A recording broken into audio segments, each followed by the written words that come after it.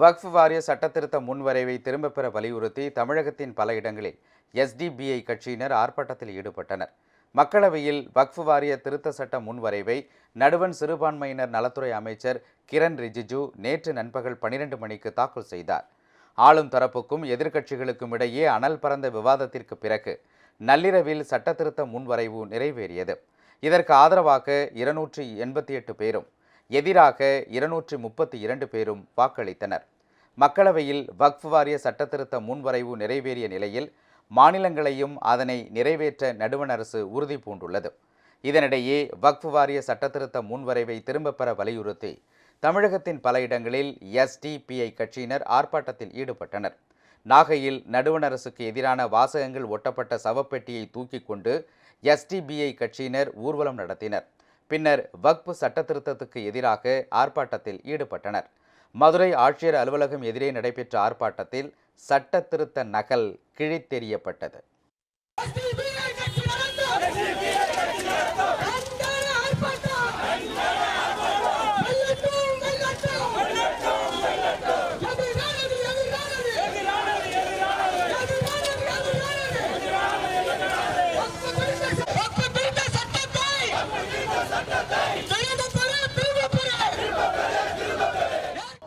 எதிர்க்கட்சிகளுடைய கருத்துக்களே கேட்காமல், எதிர்க்கட்சியினுடைய உறுப்பினர்களை அந்த ஆலோசனையில் பங்கு கொள்ள விடாமல் எதேச்சை அதிகாரத்தோடு ஒருதலை பட்சமாக சர்வாதிகாரமாக இஸ்லாமிய சமூகத்தினுடைய சொத்துக்களை, வக்ஃபு சொத்துக்களை, ஏழை எளிய மக்களுடைய சொத்துக்களை திருடுவதற்காக கொண்டு வரப்பட்ட சட்டம்தான் இந்த வக்ஃபு திருத்த மசோதா என்பதை ஒட்டுமொத்த சிறுபான்மை மக்களும் நாங்கள் நம்புகின்றோம்.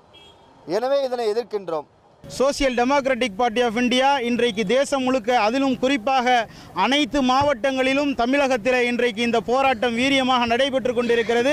இந்த மசோதாவை மத்திய அரசாங்கம் பின்வாங்கும் வரை நாங்கள் தொடர்ந்து எங்களுடைய போராட்டத்தை நடத்தி கொண்டே இருப்போம். கோவை உக்கடம் பகுதியில் வக்ஃப் சட்டத்திருத்த முன்வரைவுக்கு எதிராக எஸ்டிபிஐ கட்சியினர் மெழுகுவர்த்தி ஏந்தி முழக்கம் எழுப்பினர். இதேபோல் ஈரோடு கருங்கல் பாளையத்தில் மெழுகுவர்த்தி ஏந்தி ஆர்ப்பாட்டத்தில் ஈடுபட்ட இஸ்லாமியர்கள் நடுவண் அரசின் சட்டத்திருத்த முன்வரைவை ஏற்கப் போவதில்லை என திட்டவட்டமாக தெரிவித்தனர். இதேபோல் கரூர் உள்ளிட்ட பல்வேறு இடங்களிலும் எஸ்டிபிஐ கட்சியினர் ஆர்ப்பாட்டத்தில் ஈடுபட்டனர்.